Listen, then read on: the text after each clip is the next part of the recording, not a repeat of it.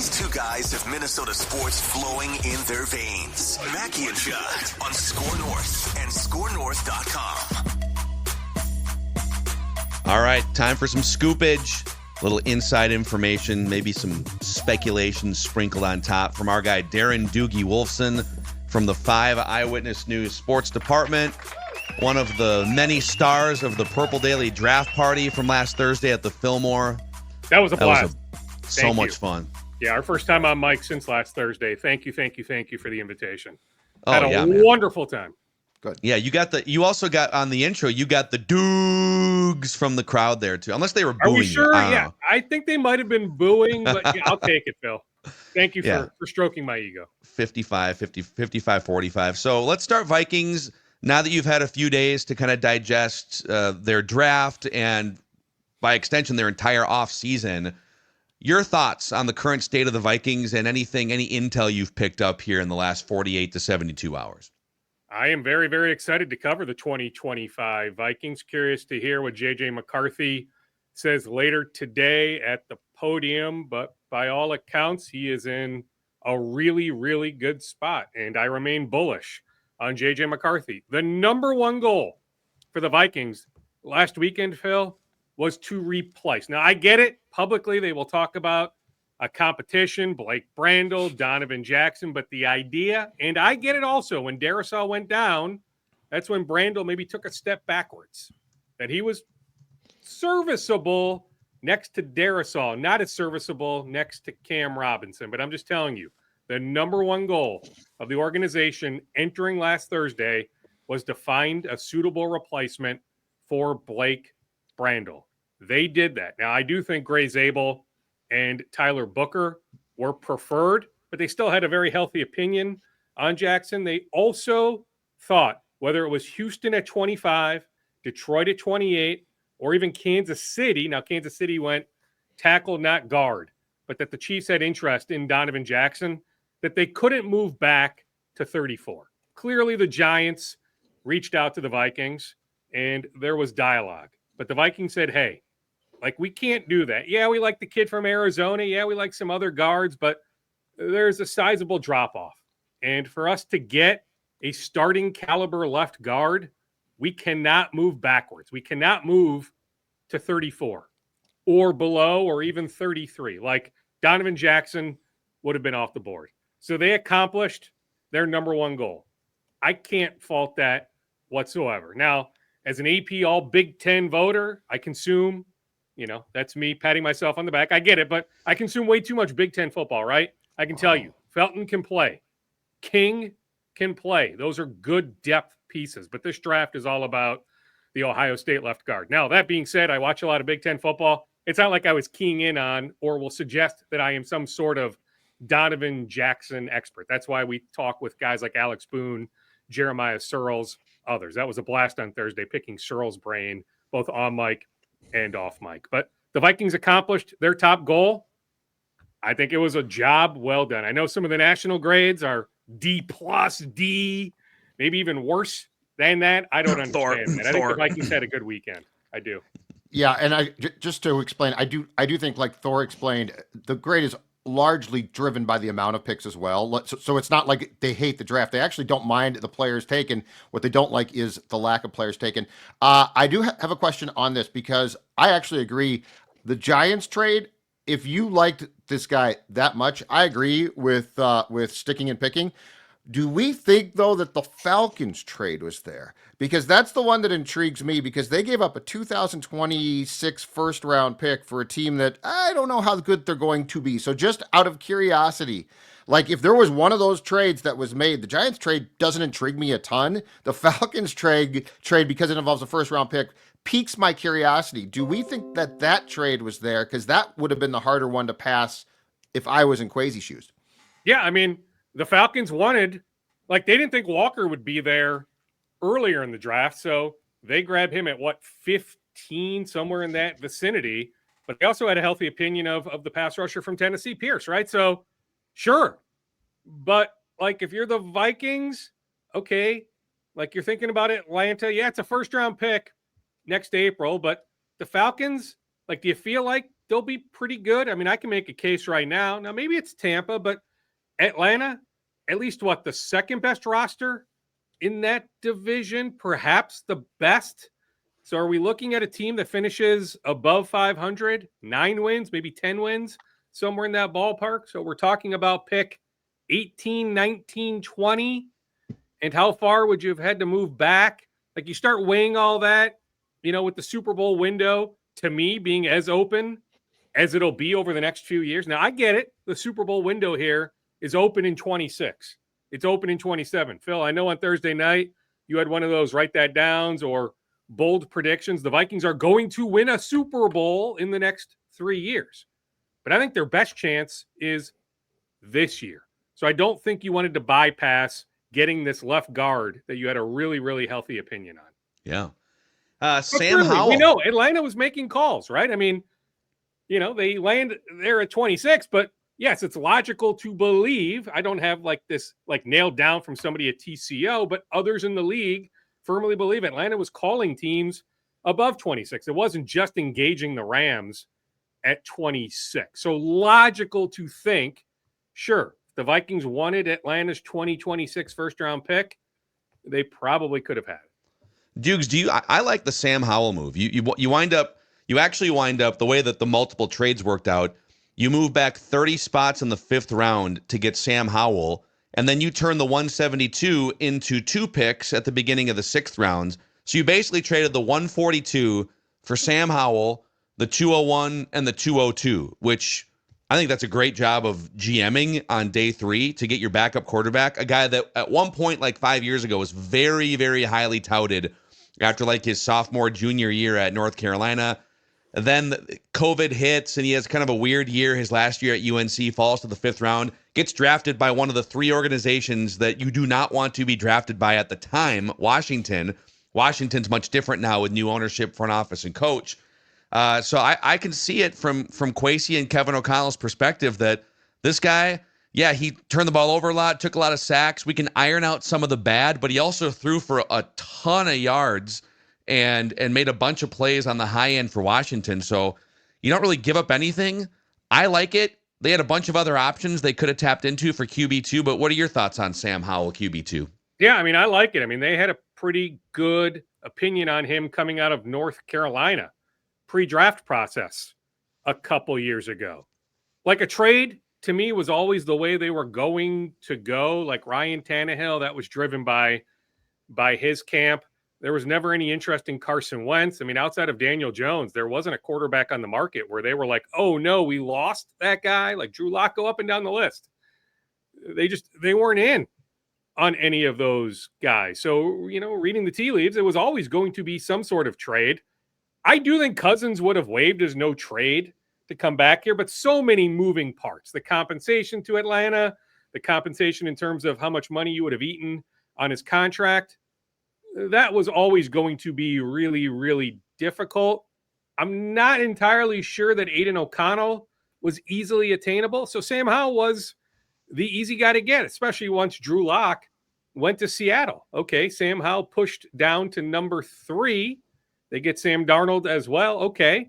And so the Vikings and Seahawks started to engage a while back. This is not something that just happened on Saturday morning.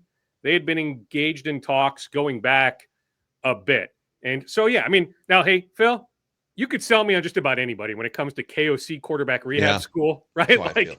That's how much of a believer I am, not only in KOC, but also Josh McCown. So if they ended up with Ryan Tannehill, I could probably spin it positively.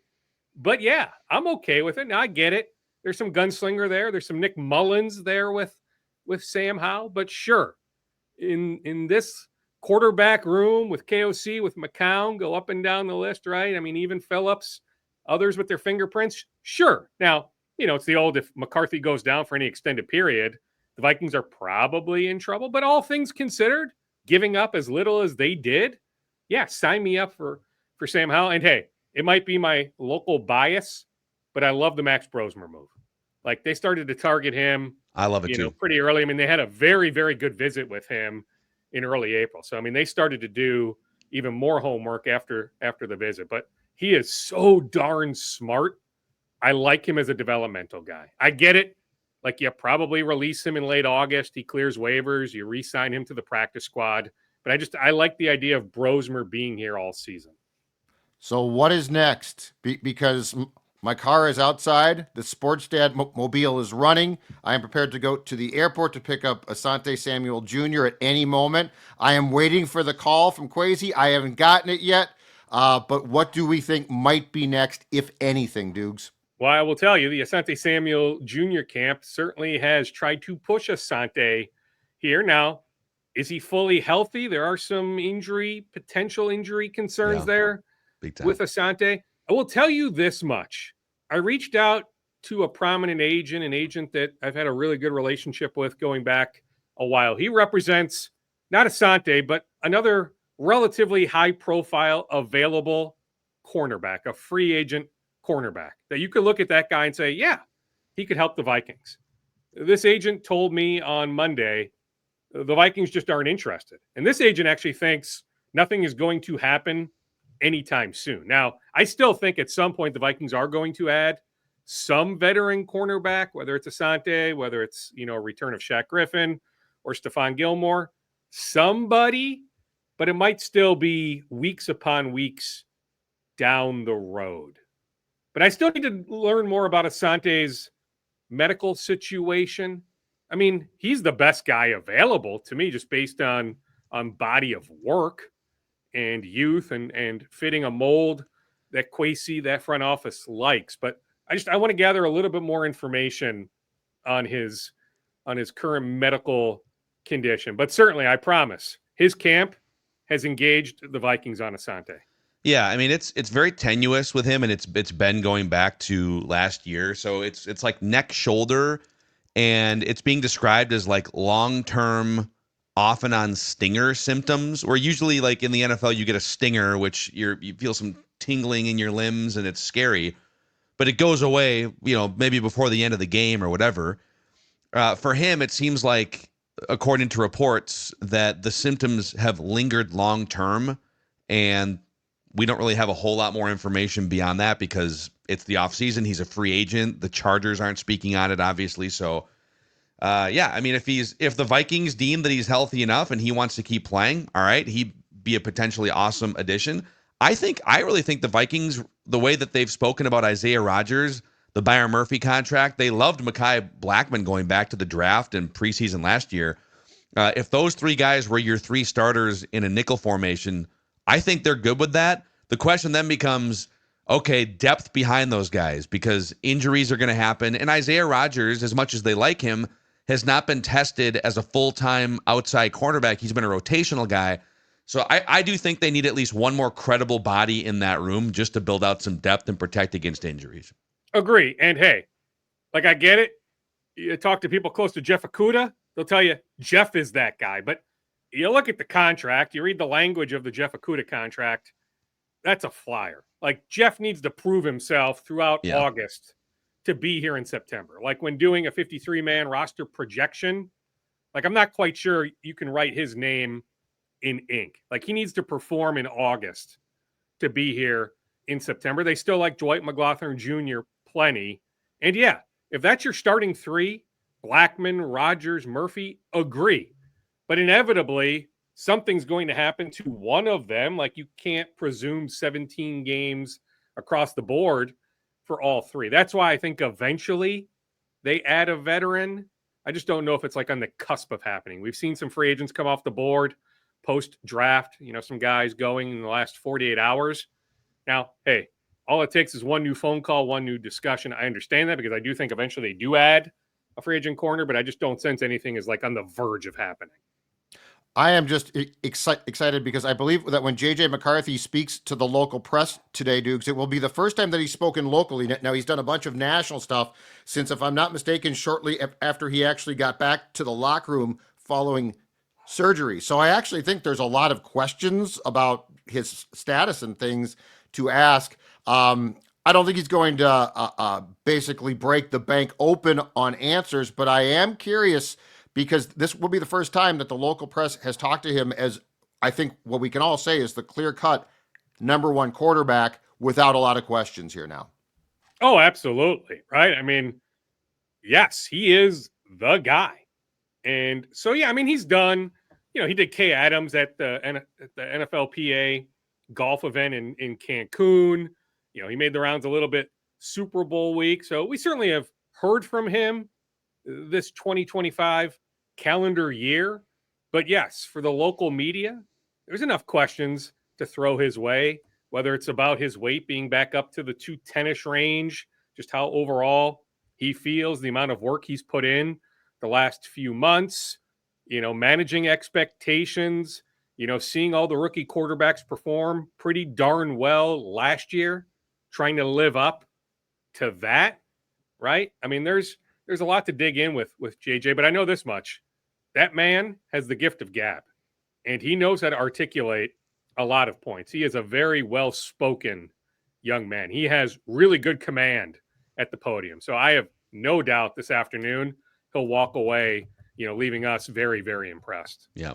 We'll get to the rest of Doogie's scoop egg here in a moment, but the folks at MSP Plumbing, Heating, and Air have the gift of gab and fixing your HVAC problems. Yeah, exactly right. Nice folks.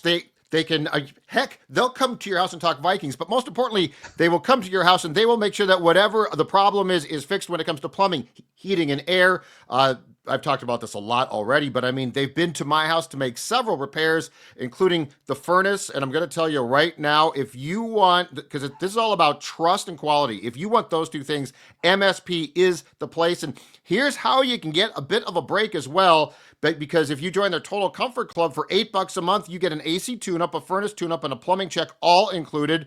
You also get priority service. What does that mean? It means if something goes wrong, there's no having to wait. They're going to be at your house very, very quickly. And if you need repairs, you're going to get 10% off service. MSP, absolutely outstanding. You can reach them at 651-615-4292 or check out their website, callmsp.com. Call MSP.com. The gift of making sure that your home is safe and sound comes when you call or contact MSP Plumbing, Heating, and Air. I'm going to give you guys the gift of the best frozen pizza on the market right now, in my opinion. Yeah. Pep's Legit Pizza, which you can find in the freezer section of a nearby grocery store. Stone-baked, cracker-thin, crunchy crust, zesty tomato sauce, exceptional ingredients. I love the sausage mushroom combo, which you just saw magically pop up there on your YouTube screen. Legit pizzas are the real deal. They live up to the name, legit, and you can get them and have an authentic at-home pizza parlor experience. So, all right, Dukes, we have a couple minutes left here, so go rapid fire, and then we can get to anything you did on Thursday this week. Sure. So the Vikings did a really good job. We saw this coming, but post-draft, I mean, investing $250,000 right in that ballpark for the tight end from Georgia. I believe it's $254 if you look at the NFLPA official filing of the contract. The pass rusher from BYU got even a little bit more, like somewhere in the 259, 260 range. Max Brosmer in the 246 range. Jeremiah Searles represents Logan Brown. I saw Logan Brown. He did some of his pre-combine training here in town with Bill Welly and company. Tell you what, that's a really good athlete. I mean, I don't know the whole story there, but that's a pretty good offensive lineman that somehow did not get drafted.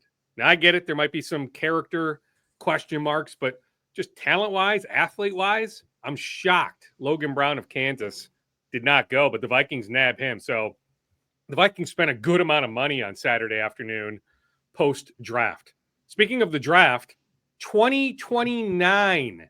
That is the aim for the Vikings hosting the draft in downtown Minneapolis. So the Vikings are pushing very hard.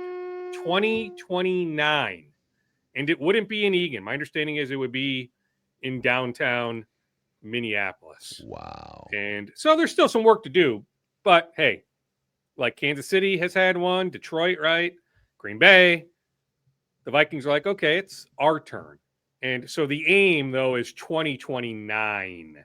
So I don't know exactly when the Vikings will find out officially if they land the 2029 draft, but that is the target. The Vikings wanting to host the draft 4 years from now. Boy, inject that into that. That's become a really fun. That's like the NFL's secondary big event. All right, the Super Bowl, but then the draft brings 3 days worth of commerce and traffic and Certainly got the hotel space compared to Green Bay, who people Airbnb-ing their little ramblers and stuff for like $2,000 a night. Although It's by all hilarious, accounts, right? I mean, our sales guy Bernie was there. Some others that we know Yeah. that were there. All things considered, because I thought it would be a logistical nightmare, and maybe in some ways it was, just in terms of parking and the shuttle buses and all that, how far away you had to park. But by all accounts, it seems like it was a pretty good time. Yeah. Over the weekend. Yep. All right, Dukes. Great stuff here today. All right. The Twins have made Matt Canarino an offer. Just got off a Zoom call with Tom Crean. He understands, hey, the toughest, it's cliche, but hey, the toughest one will be the closeout game for the Wolves. But we did drift ahead. Wolves Warriors, second round. God, dude. Just how much fun with Jimmy, with Draymond.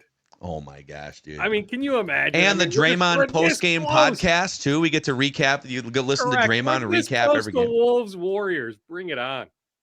It's going to be, well, let's not get ahead of ourselves, but yes, that'd be amazing. So, all right, Darren Doogie Wolfson from the 5 Eyewitness News Sports Department. One more Tuesdays quickly, and Thursdays. Quinn Carroll, my guy from Edina High School, former Gophers offensive lineman. He is off to the Eagles rookie minicamp on an invitation. Rooting for Quinn Carroll. All righty. All right, guys. Thanks, Dukes. See you, boys. Little scoop session here. Minnesota Sports with Mackie and Judd.